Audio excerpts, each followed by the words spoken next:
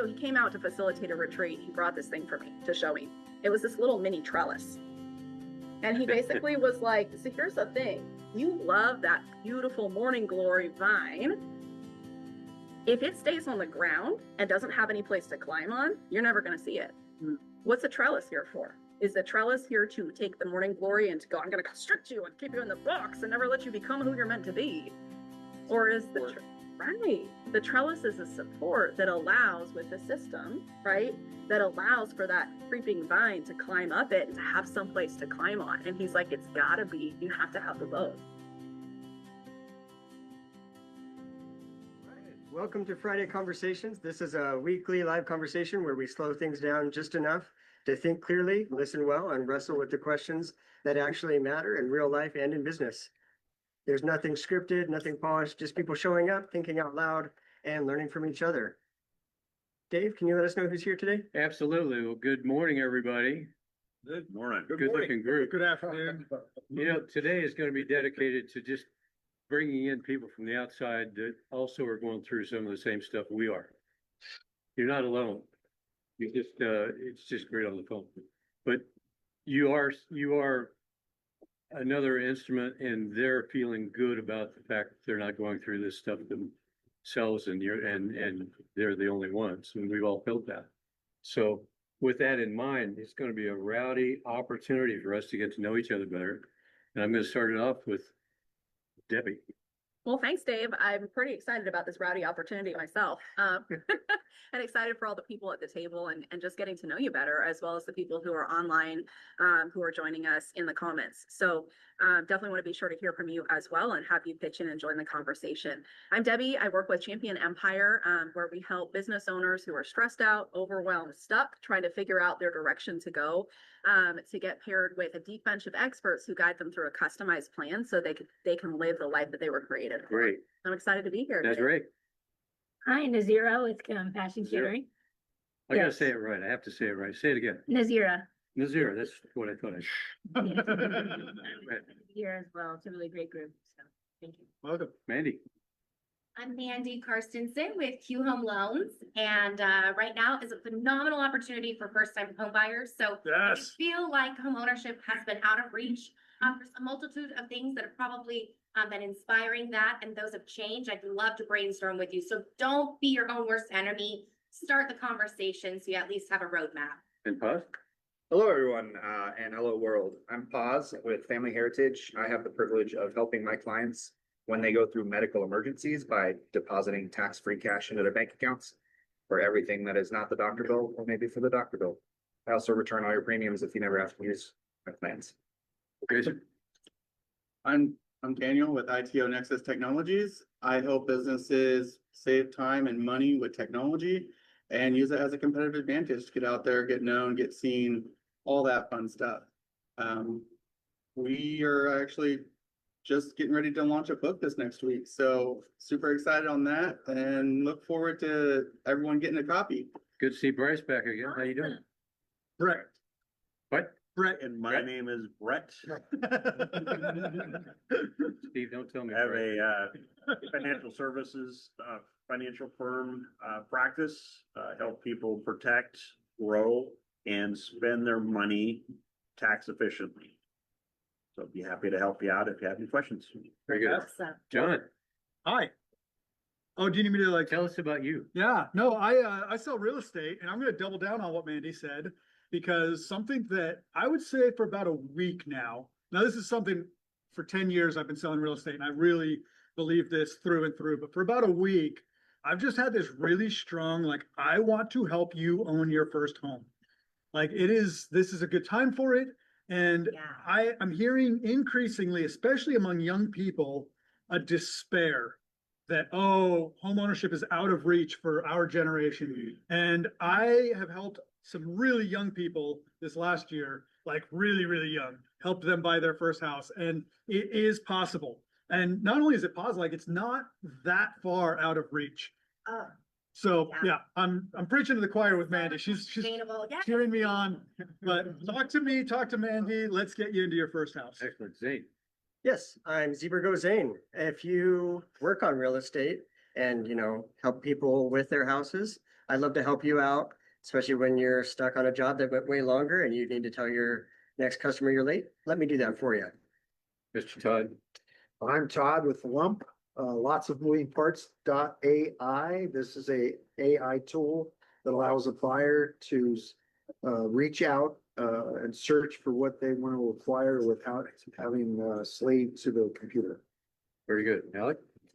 My name's Alec Gonzalez. I'm a life coach and spiritual director for pastors and leaders in the local church. If you want to have a conversation with someone outside your bubble and organization, I would love to talk to you about life and your relationship with God and ministry and work and your frustrations and difficulties and blah, blah, blah, blah, blah.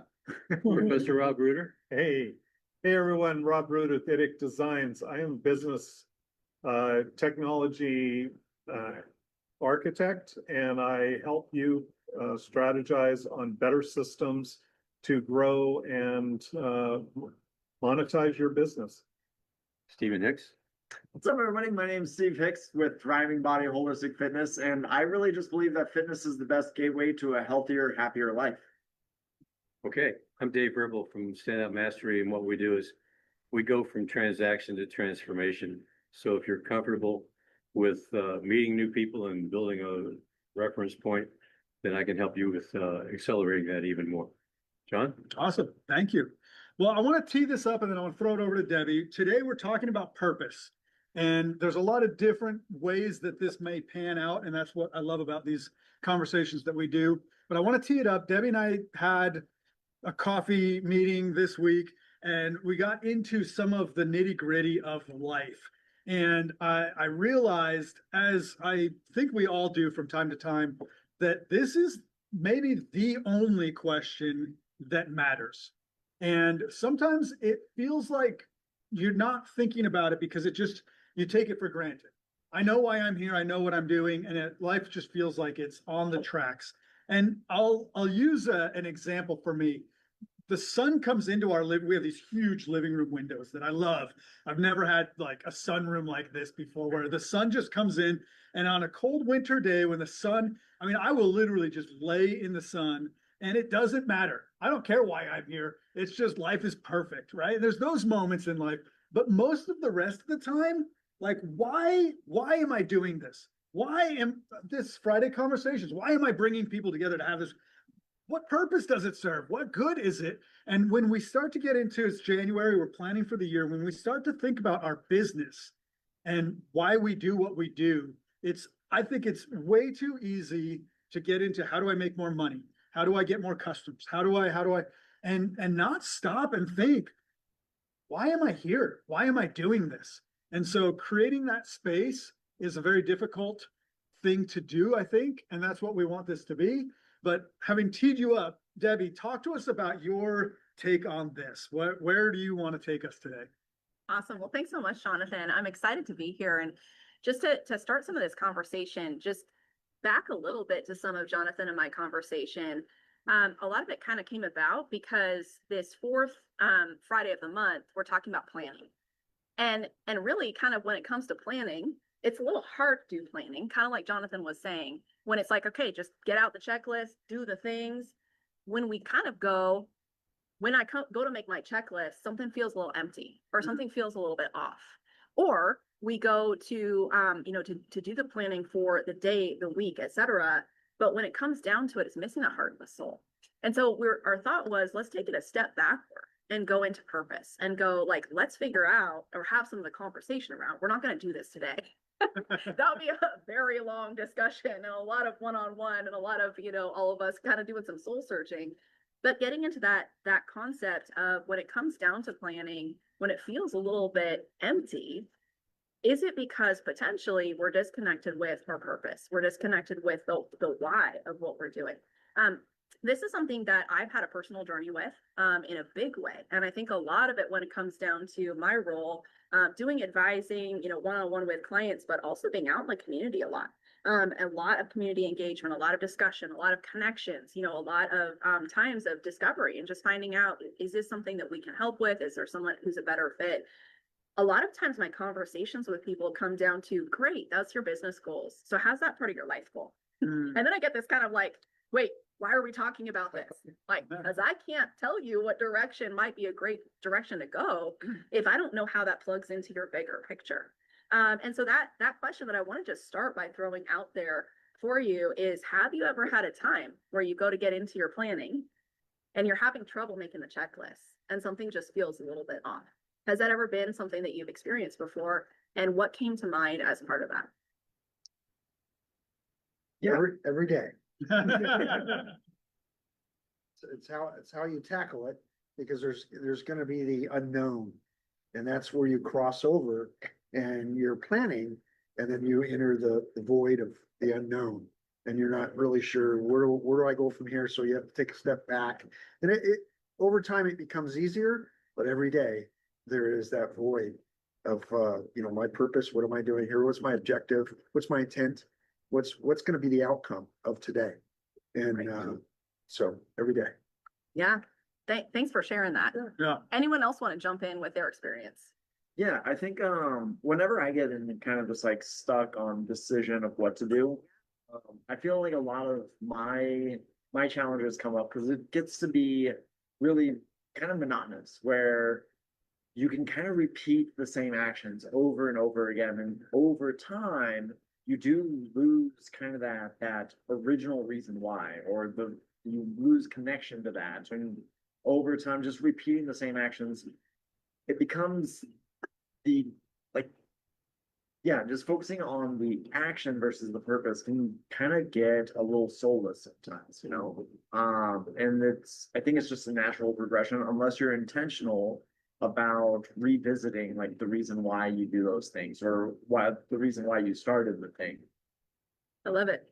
Yeah, absolutely. I think the interesting thing in this group is that as I look around, everyone here, as far as I can see, either owns their own business or is in a very self-directed role.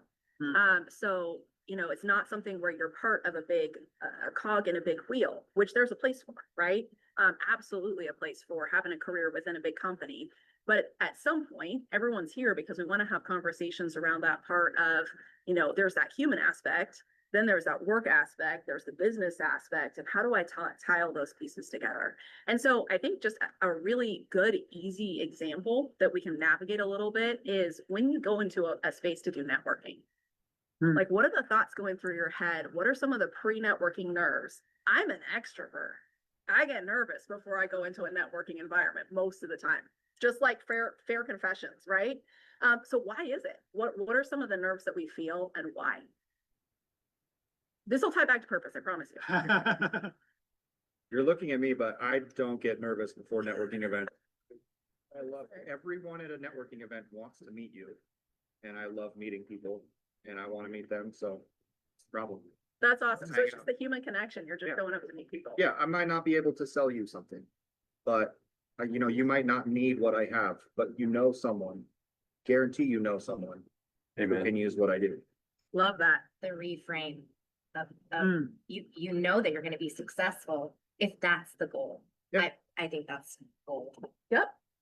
Absolutely. I love that. Manifest destiny.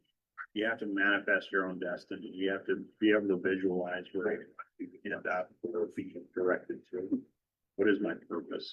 Sometimes that I am one of in the top 30% in the group right now, as far as age group is concerned, but you go through different stages of life, both professionally, mentally, whatever you want to think about, through the ages. And it's like each step you'll find yourself plateauing and then reevaluating yourself and looking at what do I want my future to look like. And that's ultimately why I do what I do. Other people do that. Talking back to stages of your career, your why will obviously evolve as your career progresses. And just thinking back on my career, just as an example, like when I started doing what I do, did it because I needed money. And that was it. And that didn't really drive me. And then it shifted to, I need money, but also I want freedom. And I want to control my destiny and my own income. And then I had kind of an epiphany that I mean, my father passed from a heart attack, and what I do would have changed his entire succession of everything. I mean, he lost everything that he worked for right at the end of his life. And what I do could have prevented that. Or my sister's husband passed from pancreatic cancer, and they had to move into my mom's living room for the end of his life, lost their home.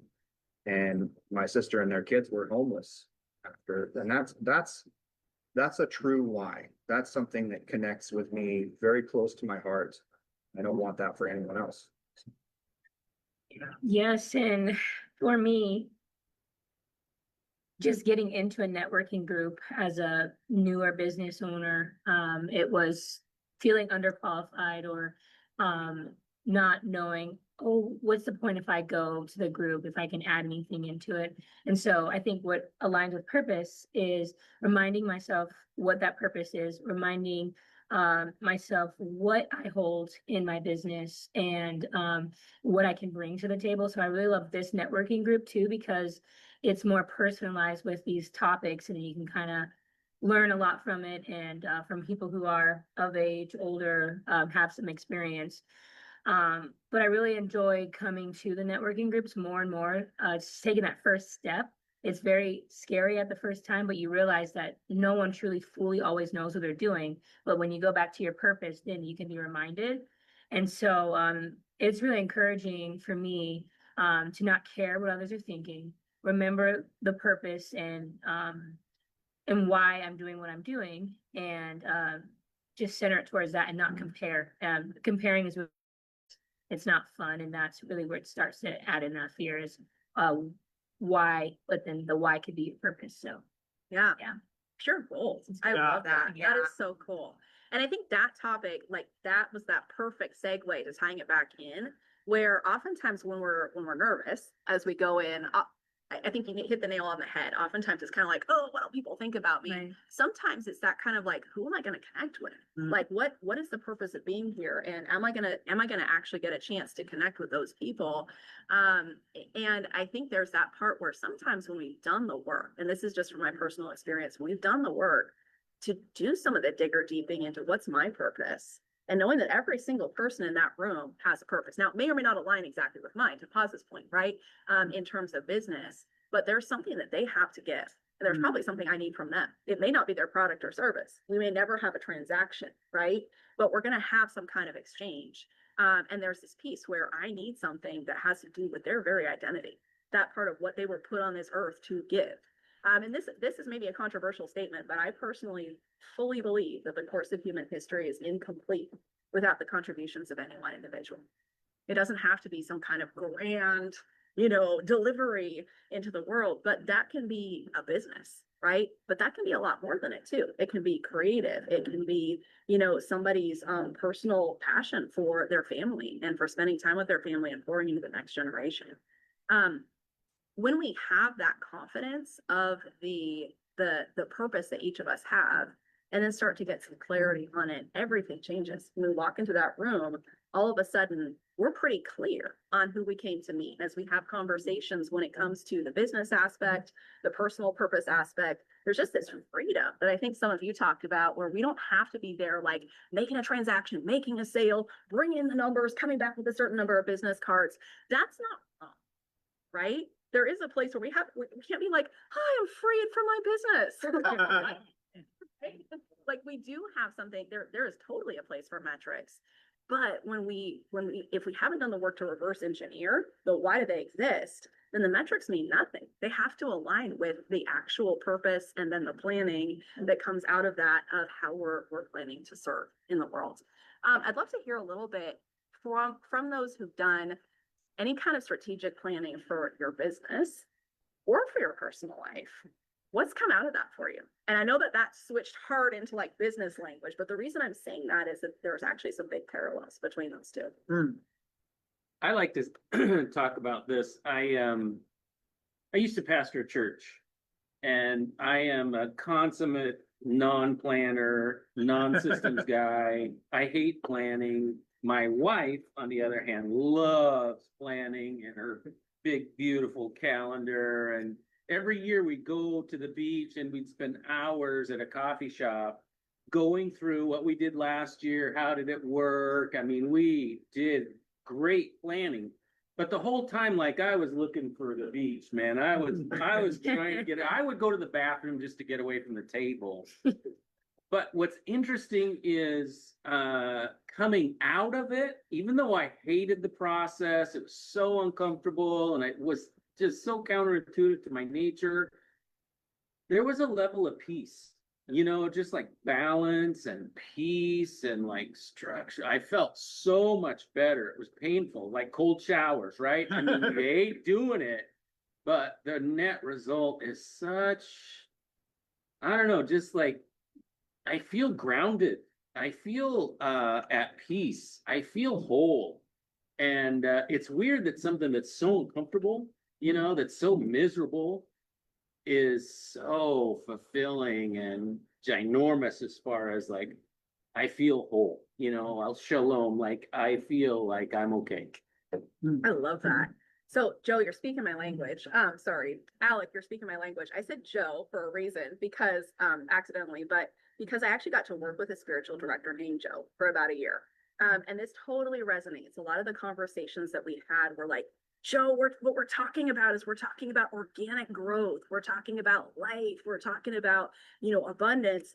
And then but that feels like it exists way outside of things like time, planning, showing up at a certain time for a meeting. How do you put those two things together? And I'm really curious to hear your thoughts, just throwing it back to you in that venue of how is it that you, who's kind of, I'm assuming from what you said, you're the kind of the organic guy. Maybe I'm just putting that on that's you. definitely true. Right. But then how do you go, I went through this process of a series of questions or, whatever it was you were working through, and you come out feeling peace on the other side. Well, part of it is I'm with my wife, right? I mean, she's amazing and she's my wife and she's just as committed to, the work, right? The church. The reason we're there is to talk about what we're doing back home in Spokane, right? And I really care about this stuff and she really cares about it, but I go about it in one fashion and she goes about it in the other. And so it's also a coming together of two, right? This beautiful connection with my wife, because I'm just living like, live. And she's got all these lists and plans and strategies, and this isn't working anymore. And I'm like, what the heck do I care, So there's this unity. Don't you think so too, that it's because you're leaning on your strengths? Oh, And for hers sure. is different than yours. For sure. But it's a salad, right? It's great together and all these different textures and all these different tastes and flavors. And it's just, but what's interesting talking to this guy is I've always hated systems. I've always hated accountability. I've always hated planning. You talked to Rob about systems? But what I'm realizing at the age of 63 is this has held me back my whole life. And I'm leaning into it. And as much as it's difficult, I see such potential and possibility because I'm leaning away from my nature, leaning into systems and planning and structure and accountability, which were all bad words, right? I'm feeling that same amount of peace and joy and hopefulness and all that kind of stuff. So yeah, I'm super jazzed. And cold showers. And cold showers. Yeah, we'll definitely want to come back to that one. So I'm curious if anyone else is resonating with that or has thoughts on that. Debbie, I was gonna resonate a little bit off of what Alec was saying here, because the one thing is organic is still a system. And that's something I learned, decades ago when I took a deep dive into systems thinking.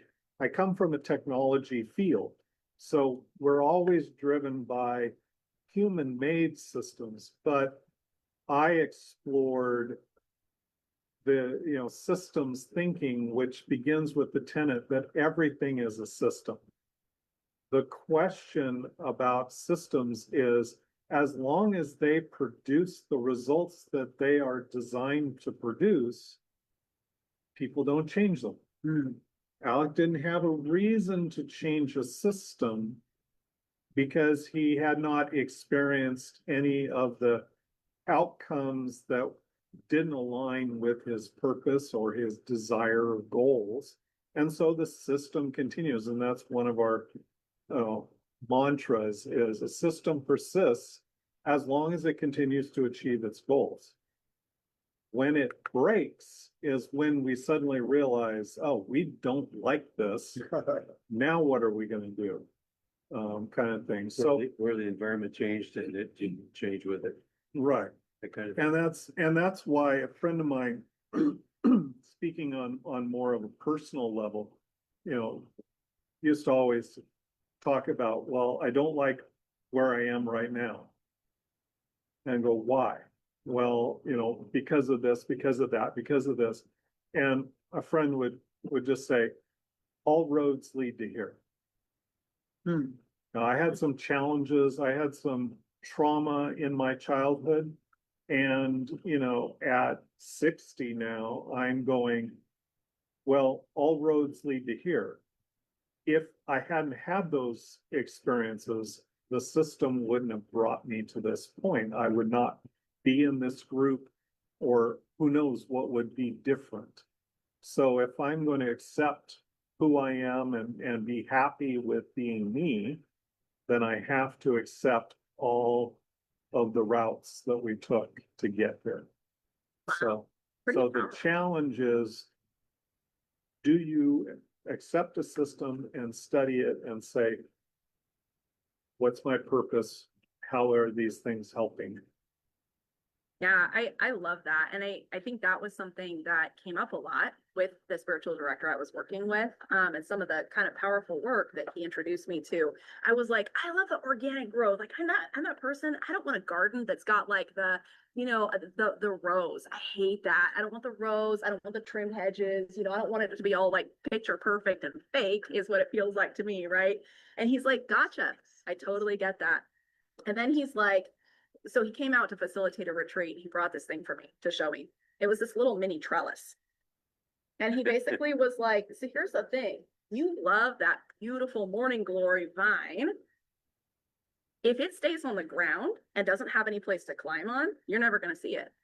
What's a trellis here for? Is the trellis here to take the morning glory and to go, I'm going to constrict you and keep you in the box and never let you become who you're meant to be? Or is the right. The trellis is a support that allows with the system, right? That allows for that creeping vine to climb up it and to have some place to climb on. And he's like, it's gotta be, you have to have the both, which is so hard, right? So here's a question with that illustration. And this is like a moment for me. Like you saying that, I'm like, oh wow, okay. Whose responsibility is it to put the trellis there? And here's the question, right? If I'm the morning glory, I'm going to grow on the ground, or I'm going to grow up the trellis if it's there. If it's not, like, I'm just going to do me. Right. So I think that a lot of these topics, a lot of especially the motivational speaker, rah, the onus is put on the morning glory. Like, you need to build yourself a trellis so that you can grow and climb. And as the morning glory in this illustration, I'm like, I don't know how to do that. I don't care. If you want to see me, put a trellis up. I'll climb up that, but I don't care. So I'm curious, like, how much of this do we put on ourselves? And then to the mattering question, which I love that we're talking about, like, how much does each person in our ecosystem matter? Like, do I matter less if there's not a trellis for me to climb up? If there's not a display, if there's not a form and a function? And so to the organic, and Alec, I'm right there with you. I'm like, as we're talking about this, I'm like, I'm the guy that, like, when people talk about the illustration of, like, if you don't change your oil and take care of your vehicle, you're going to be the guy dragging a tailpipe I'm the guy dragging the tailpipe down the road, because I'm like, I'll deal with it if it falls off, but I'm not going to climb underneath my car and, like, make sure that bolt's tight. Like, I don't have time to do that. If it falls off, we'll figure it out when we get there. And when I'm figuring it out when I got there, I'm like, why didn't I deal with this before? Now I have this pain in my life. And I'm like, well, I chose this. And that's, that's a whole thing. But story of my life. Could I come back? Yeah, I see a lot of people want to jump in. We have a lot of things to go with that. I just want to kind of take that and introduce a thought, and then we can jump back in here. That question, I think, is so huge. Am I still the morning glory if I stay on the ground and I never have that trellis? And I think really that question, what we're coming down to is the difference between essence, my worth, my identity, who I am at its core, and really kind of tying that to purpose. Purpose has a destination, And value. right? That part where it's kind of, to me, the question comes in of the other. So do I still have that inherent worth if I'm here? And there's that part where, like, you know, I had to come, that was a huge part of my spiritual journey, my personal journey. Massive part of it was kind of deconstructing that of like, I was just 100% all out as a kid, ambition, goals, really kind of when I really did the work as an adult, kind of going, yeah, I just want to be impressive. I want everyone to be like, wow. That was kind of my purpose in life. I'm like, that's a great purpose. Anyway, right. And I kind of had to come to this point of going through, you know, sickness, chronic illness, all that kind of stuff. When I was home for 9 months and there was nobody there and there was nobody to impress, did I still matter? Did I still have inherent worth? Right. And then there's that other question coming out the other side of, do I have something to give that other people need? And I think that's really that question is, do we put a pin on the map and go, what does that look like? What is that expression? What is that thing? Kind of coming down to business interactions. You know, what are we putting out there for the world? So lots of people have things to jump in on. Dave. I'm just gonna say this, it seems to me that the value that we take on and embrace, the rest of the people sitting around the table in this analogy, forgive the pun, but we actually represent the fertilizer. It's the nurturing of that. First time I've been called crap before. I did it for Steve. But the rest of us all have that too. It can either be a support system if we find the good value in everyone else, because everybody is valuable, or we can ignore all of that and keep running down this road by myself. And I think that there's something to be said for when you're out there building a business or you're out there trying to plan for the 2026. Don't discount the fact that some of your work needs to be in creating continual relationships with other people who are also going through stuff themselves. And how can I be of service to you? Absolutely. That is so cool. Who else wants to jump in? Nazira, I saw you had something. Wheels turning. Did it disappear? You got it? This is just so good. I just agree with everything here, you know, as someone who can be an over planner. I really enjoy the planning. I enjoy looking to the future when it comes, especially with business and looking at ideas. And a lot of my planning stems from past mistakes. So I'm kind of thinking more on that end of being 3 years in with business. The goals that I have now, I wouldn't have had unless I made those failures and made those mistakes, specifically with, you know, having, like I said, the name Compassion Catering. That name can be a gift, definitely, but it can be taken advantage of free catering or a nonprofit 501c, which we are definitely for profit. So a lot of the struggles that I had was living out to my name and my purpose that I have that's God-given and ordained. However, learning that balance, that it is okay to still collect funding and be a profitable business with still having compassion. And so that was extremely hard, a lot of dying to self, but also regaining my purpose with knowing the worth of the business and that it is a product that can sell. And so a lot of my planning and now has stemmed from a lot of mistakes of basically giving out free catering without realizing the precautions that I also have a livelihood to attain with and bills that have to be paid. And so it was a really scary few seasons, learning the difference and understanding boundaries, understanding you can still, you know, be kind, you can still be compassionate, you can still have all those fruits and qualities, but still be able to be successful. And so a lot of times people say you can't have both, but I really do think there's a balance that you can attain. It's just learning those systems. You know, I met with Rob, and it's really been beneficial about I'm going to be able to get to know some systems that are going to help in the future with my business as well, but still be able to attain that purpose of living out compassion, but still being profitable. So I love that. Yeah. And really, you mentioned a really key word, boundaries, right? Mm. And that part of saying, can we have the one without the other? And I super get it because that has been Yeah. a struggle for me too, right? But that part of can we have the one without the other? I think a bigger question is, can we have the one without the other? Right? Is compassion not so much stronger when there are boundaries and people know how to interact with you? So cool. That sounds like a huge growth journey. Yeah. There's some quiet folks who I feel like have a lot of thoughts going on. Yeah, have an understanding of your value to those others. It's never a bad thing to be compensated for your time. Yeah. And let them know that. I mean, I do get compensated for my time and my value you as a client. I hope I'm providing you the value that you expect. Yeah, don't be bashful about that. I want to throw out that as someone who also does not like to plan, I don't enjoy that process whatsoever. A failure to plan is a plan to fail. It's very important. You can't improve what you don't track. I'm also really bad at tracking. I've always been the kind of person who just kind of does everything that I can and then just kind of cross my fingers and hope it all works out. And that's not, it is a system, but it's not a system that works. It's a shotgun system. Yeah. Maybe not the most intentional. I love the quote too, is it, you don't rise to the level of your aspirations or intention, you fall to the levels of your systems.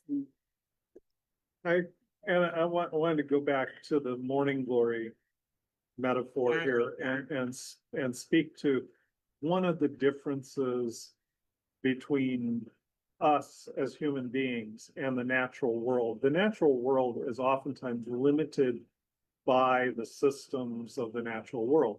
The morning glory can only grow where the seed was planted. It's not going. The beauty of the human system is that we have fluidity. So you can still be organic and wanting to have that lifestyle, as long as you recognize that you also have the ability to be open to finding the system that helps you, achieve the purpose and the goal. So as you're just saying, the falling to the level of your systems doesn't mean, that there's the successful and the failures. It just means that there are those who are conscious about finding the support, finding the need that will help them, and those that just simply think everything happens to them. And so they're always the victim here because this is just the way life is. And they're going, everything is a choice.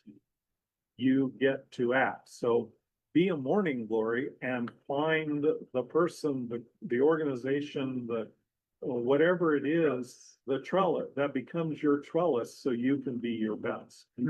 It's important to remember that the morning glory analogy is an analogy. We are not morning glories. We do have the choice of where we get planted. Well, I'm kind of a morning glory. Like Steve Hicks just said, I'm an afternoon glory. I resonate with that, buddy. Those are evening glories. Well, I think that's great. To Rob's point, and this is something that happened, I want to say 2 or 3 years ago, I was flying into an airport in the East Coast, south, like Atlanta airport, I think. And just flying over that vegetative populace and just picturing before Atlanta was there, before New York, before all of like the just like wild wilderness area. And we as people we come in and we carve out of this organic thing that nature just naturally does, something that works for us. And like maybe prehistoric, it's like I took these branches and formed a shelter for myself. But in our more modern translations, we pave paradise and put up a parking lot, right? Like that is just, it's what we, air quotes, what we do. And as soon as we stop doing that, nature takes back over. Yeah. And you see crumbling buildings where nature is just reclaiming its organic, chaotic, but very intentional thing that it does. And I think that that is, Debbie and I were talking this morning, just kind of getting prepped for this, the rhythm of it, of chaos and order, of organic, let it go, and planning and being intentional. And so I'm curious, like, as you've interacted with this, what are the rhythms that you've found of like, okay, I pushed really hard on this, and then I realized I was burnt out and done.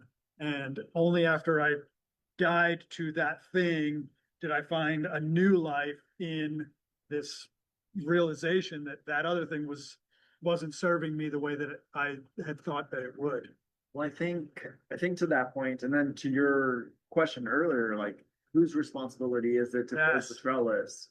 I think when we talk about like purpose and stuff like this, there's a part of the conversation needs to be around like honesty. I know whenever we talk about purpose, there's this pressure to have a purpose, to have this really grandiose purpose or this clear purpose.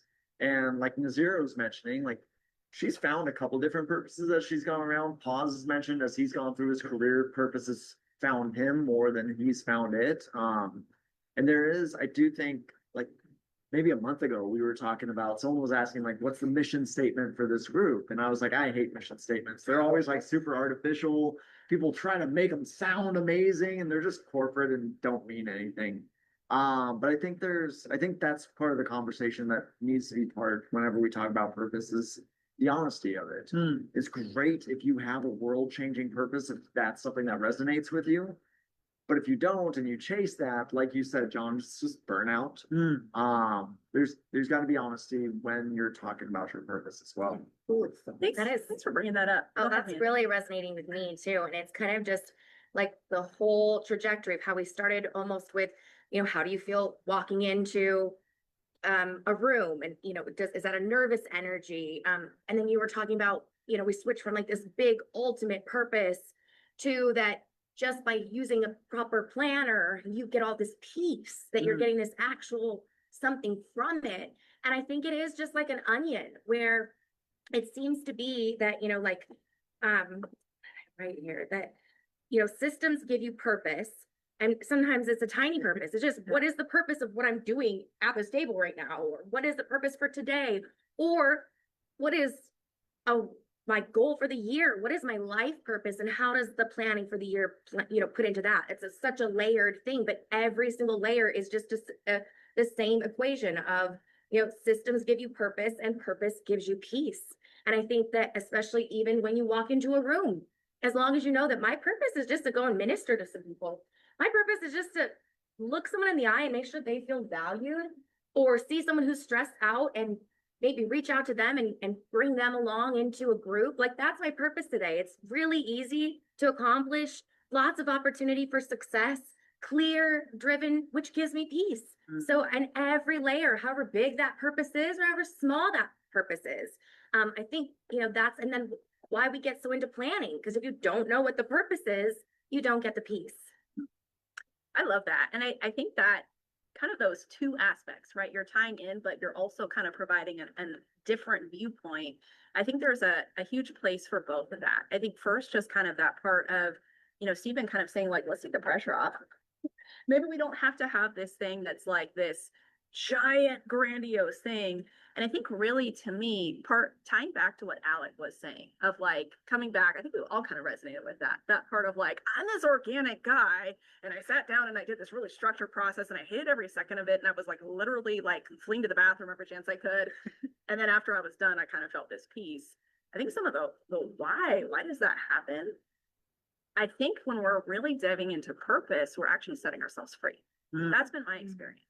It's actually a freedom from having to go into the networking event and land a certain number of deals, which, by the way, is not the point of networking, in case we didn't figure that out. Like, we should not be going to networking events to land deals. But anyway, all those pieces of like the pressure we put on ourselves, maybe it's a certain number of business cards or whatever. That's great. But it's not, we have put so much pressure on ourselves to accomplish that goal. Then there's other times where, like you mentioned, Mandy, there's that piece where we're like, okay, well, my purpose in this, and my purpose in that, and it's my annual goals, or it's like my, goals for today or whatever. I think there's different things that work for different people. And there are structures that can universally be helpful, even when we hate every second of it. And then we're like, dang, that did actually help. Yeah. But when it comes down to it, there's this part where for me, my experience was going through the work of identifying some purpose, keeping that tension, something Jonathan and I have talked about, something Stephen brought up, keeping that tension of a little bit of openness to maybe as I get older, I'll realize some things about myself and that might change a little bit, right? But for now, for the best I can see it, I have this purpose in this world that I'm pretty clear on, and it sets me free from all the other stuff, that the things I've been saying yes to that I don't have to, that whole part of like having an agenda. When I talk to that person, I have to have an agenda. I'm just living my life with purpose, on purpose. And as we're having those conversations, then it's attracting the right people and, vice versa to each other and what we need to get from each other. I kind of really like that. The first thing that came to mind was, do you bring your phone to the dinner table at home? And if you do, what happens, And so I kind of thought about that with a networking group. Like if you come with that mindset, with just the deals, which, I've been there, my first networking kind of thing, and I'm feeling, oh, there's no hope. I feel like it's kind of that same way. Like just think about like when you're at family time and you're on your phone a lot, like it's that disengagement. And I feel like when you come into a networking group with that expectation of I need to make at least 2 deals or get 6 business cards out, you're missing that connection. Like if I would have came in with that heart here, I would have never known what Rob was doing. I'd be so focused on what I need, what I'm doing, which is great. However, it's nice to also kind of just let your mind relax and use it as a relaxing mechanism to then go inside, meeting new people, getting to know what they are doing. And then maybe even what Rob, I think you say this a lot too, is you can kind of then realize you don't always know what you need a lot of times, especially when you're in the heat of it. It's usually talking to someone or a therapist or a pastor or anyone else. And then you realize, oh, I have a problem. And so I know that for myself. And so it's nice because when you just go in with knowing your purpose or maybe even not knowing that and not sure what you're going to offer, but just coming with that willingness heart to just, receive, which is harder than giving, is listening.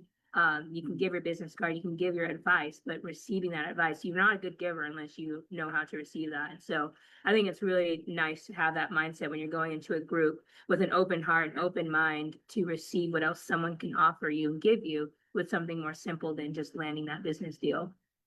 So, yes, absolutely.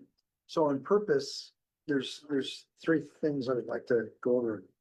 Purpose, everyone here has a purpose. They think about it. We grow it on a daily basis. We review it on a daily basis, but it's your purpose. And it's important that you recognize it's yours. It's not going to be someone else's. Theirs is not going to be yours, and which is healthy. It's your purpose. And you take that into the why and you grow it. And the trust is growth. Okay. The morning, afternoon glory cannot achieve its growth without trust. Okay. We all have trellises and we all focus on what our purpose, the why attached to the trellis. But what is most important for me is to recognize that I'm an individual and that I have my purpose and I need to work on my purpose. Sounds to me like freedom. Yeah. Right. And we're talking about like systems, we're talking about structures, we're talking about guided planning processes. And like those of us who are the more organic type are like, ugh. And then we come down to it. But I hear from you talking about that. I hear freedom. I hear from you peace. It's like, how do we put those things together? I know for me, just that process, even this past year, we have a course called Pathway to Purpose, which is for all 6 purposes is strategic planning for individuals and couples. Like it's that kind of like taking it out of the business or the corporate environment, right? And I was very like, I don't know. And I'm looking at Stephen. I was like, I don't know about this, right? But went through even just a beta version. And for me, the peace and the freedom that I've had of so many things that I find myself saying no to, that I'm not a no girl. Like I love, yeah, absolutely. I want to help. I love this idea. Let's collaborate, all these things. But just that freedom of just kind of being like, I'm going to have to think about that. Or let me just make sure I kind of putting all those pieces together, because there's so much freedom in just going, when I walk into a room, I know a lot of my purpose now. And could I kind of come to a better realization or understanding of it? Absolutely, over time. But there's so much freedom in just kind of going like, for me, I really believe that a lot of why I was put on this earth was to help be an ignition and a catalyst to other people. That could be people, it could be individuals, but oftentimes it's a moment of awakening, becoming aware of systems that aren't serving us, becoming aware of something that we have inside of us, that we have this need, like this visceral need to give into the world.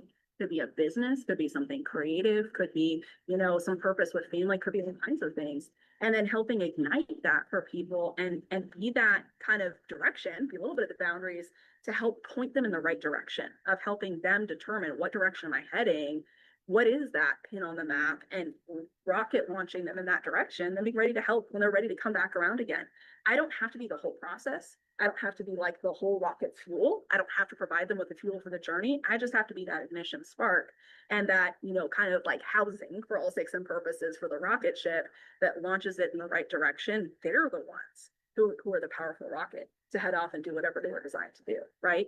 And for me, when I go into an environment now and somebody's like, oh, could you help me like put in all these all these details? I'm like, nope, that's not me, but I got a guy. Oh, somebody, I'll connect you, right? There's so much freedom in that because I just don't have to do the whole thing for everybody. And that's a powerful thing because, I've been in business for, 26 years now. And most of it, I've not had employees, I've not had, it's just me. And so what I've had to do is always rely, my purpose is to facilitate others in achieving their purpose and their goals. But I always have to go in and listen, find out what their goals are, help them see a system that could achieve it, but empower them to actually build the system. I have my role, I have my skills, my technology that I know they're going to lean on me, and that's fine. I will do this, but it's interesting how much it's developed over time for me that when I sit down, like I have a conversation with Nazira or anyone else, I'm listening, I'm trying to take in, I'm asking questions, getting feedback, and then I'm offering a path, saying, here's a trellis, here's something else. If you want to do that, let me know what you need. But I'm not going to build it for you.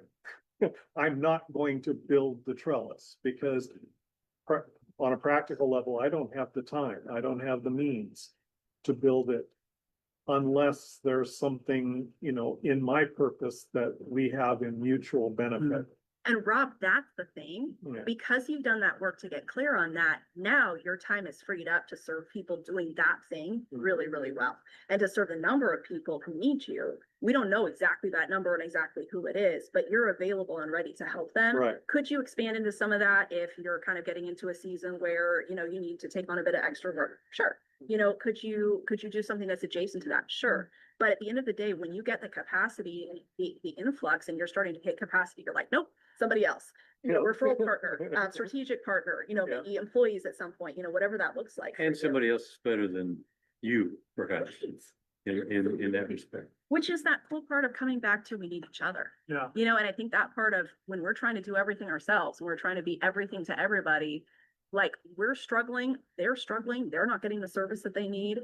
It really comes down to kind of knowing our limits is actually freeing and empowering for ourselves and for others. That's interesting. When Rob was talking, and then early on, you said cog in a wheel, like most of us are in a self-directed role of some sort. It's very interesting. I think we start out in a employee type relationship, whatever that looks like. And we feel like I'm just a cog in a wheel. I want to do it all. And so when we get into that role where it does all land on us, we struggle to delegate because it's like, we're still like, I want to do it all. And some of it's ego, I think. Some of it's like, I could do it. I could do it better than anyone else can. So I'm just going to do, and even, all the different ways that plays out. But I think it goes beyond that, where it's this, like, I just want my finger in every little thing. I want to be a part of all the different things. And it's very difficult to be like, okay, I can't, to your point, I can't do it all. So I need to have other people that I can trust and then focus on that thing that really either, and probably a both and, either really lights me up. Like I feel my purpose flowing through this thing that I'm doing, or I'm really good at this thing. And the other things I'm not so great at. So like, yeah, making it all in nice little rows, you're like, nope, not having anything to do with that. It's like, good, yeah, find somebody that does light them up, that is their thing. And let them run with it. And even like to Rob's point, like he may not be the one that actually does but he's the one that takes a step back and architects it and says, we need somebody to put these things in a row. We need somebody to do this. And then somebody to be like, yes, I approve that. Now let's find those people that is well suited to their thing. Yeah, excellent point. Coming back to your analogy of kind of the visual of the city center, right? I'm thinking of an airport. Like we want a landing strip with some lights. Like we are hoping to God there is a landing strip with some lights along it, so we know where to land the plane. Just landing off that in the jungle, probably not going to be the best outcome for anybody. Right. I don't know why, but my brain has been stuck this whole conversation kind of about the plans. So we're gonna beat this into the ground here. Yes. Beat But- the glory. Instead of plants, I was thinking about it, like, we have each our own little garden in our sphere. So we have different parts of it. We have our flowers that are bringing us joy and beauty in our lives. They're there. We have what feeds us, our fruits and vegetables. We have all these different parts of our garden, and we can put it up however we want. We can tend to it. It's our garden. That's our sphere. But Jonathan, when you're talking about the trellis, and I know we've kind of beat that one down too. But we have times where we can go and Jonathan's going to come help me in my garden, and he's going to add something or say, hey, you can add a trellis here and this will help this plant. That morning glory will be so much better. These plants actually work better together, will produce more food. We're all giving time to each other, but we also have to be careful to not spend too much time in other people's gardens and not weed our own. So just this whole aspect of we are individuals, we have our purpose, we have the things that we need out of our sphere. We also have things that we can contribute to other people's. We got to find that balance. And I think that's where that peace comes from, that freedom of like, I don't have, my garden needs some help right now. I can't help you in yours. Yeah. But here's where I can help her. I have 5 minutes. Here's a suggestion. And that's what I think we all get here is that love and support and care and people being able to be vulnerable and looking at ourselves, whether that's personal or business, whatever that is, but helping lift each other up and helping us have what we need in our sphere. That gives me, so I'll be vulnerable a bit, like the picture I got for me, and this is something I need to go home and just kind of is that I'm the guy that goes to all the gardens and everybody's like, wow, he really, just a little tip here, a little tip there. And they're like, wow, that guy must have an amazing garden. I get back to my garden. I'm like, oh, it's just dead. There's nothing there. Weeds everywhere. I doubt that. I can resonate too, because even last night I was thinking that where I can have either kind of like you, John, or where I just isolate and then, you're not really growing at all. And so, they kind of say you can't pour from an empty cup. Yep. And so I had to find that balance even just yesterday where I have a pile of emails that aren't necessarily work that I haven't gotten to with my personal life, friends, family, that I'm like, oh, well, I don't want to disappoint them or add on to the stressors. So you can kind of then just end up finding yourself isolating. And then when you really are wanting to get back out there, it's almost kind of Paz and I were talking about this, it's almost harder to climb up again because it's like, well, you've been MIA, you've been kind of ignoring your support system when it just takes that 5 minutes, like you were saying, Zane, to simply just be honest. And yesterday I had to sit with that and realize I was able to, it was bigger than what it actually was when I just opened my mouth for those 5 minutes, thought about it, what to say, we don't have to, what do you call it, trauma vomit or whatever you call that word. But yeah, but really just trauma dump. Yeah. Really just be honest, take a few 5 minutes. And then it is nice really hearing about someone else because yeah, you might be going through something, but checking in with that friend or checking in with that business partner, or even attending the network meeting, even though you don't have your stuff together, you'd be surprised how much more you might actually take those growths with being able to be honest of where you're at in life without thinking it's bigger or you're not fit or you have to help somebody even when your cup is empty. Sometimes it's okay to get poured into and not offer something, but being real about it. Powerful. Yeah, Yeah. awesome. Well, we are really close to wrapping up. I saw a few. Anybody have like just a zinger that they need to throw out? All right, I do want to make sure that we take a moment to thank Dryfly and Hicks Designs, Rob Reuter. Thank you for lunch. We're down here every Friday afternoon, so, you know, you just come join us. Yeah, absolutely. We would love to have anybody that's watching here in the room, everybody that is here. Thank you so much for coming. Your presence, your thoughts, your observations, and the conversation that I know is about to follow, which is another zing for like, if you're not here in the room, come next Friday, be here on a Friday. The conversations are just always well worth the time. Come for the food, stay for the enlightenment. I love it. I love it. So thank you to, I'm going to just do it. Dave, Debbie, Nazira, Mandy, Paz, Daniel, Brett, Zane, Todd, Alec, Rob, Steve, all of you. Thank you. And John. And John. And this guy. Also does have a really great garden. I just want to Thank say you. that. But it's not true. It's great to be in the space that we're here. I value this. I look forward to this every week. Thank you all for being here. Thank you. And thank you for tuning in. Come join us next week. We will all see you. Next week is first Friday. Or is it a fifth Friday? No, it's fifth Friday. Oh, we got a fifth Friday. All right. Yeah, fifth Friday. All right. We got a wild card. We'll figure that It's the out. Culture and values. I like it. Culture and values. We will see you next Friday. Thank you, everybody. I'm going to figure out how to turn this thing off.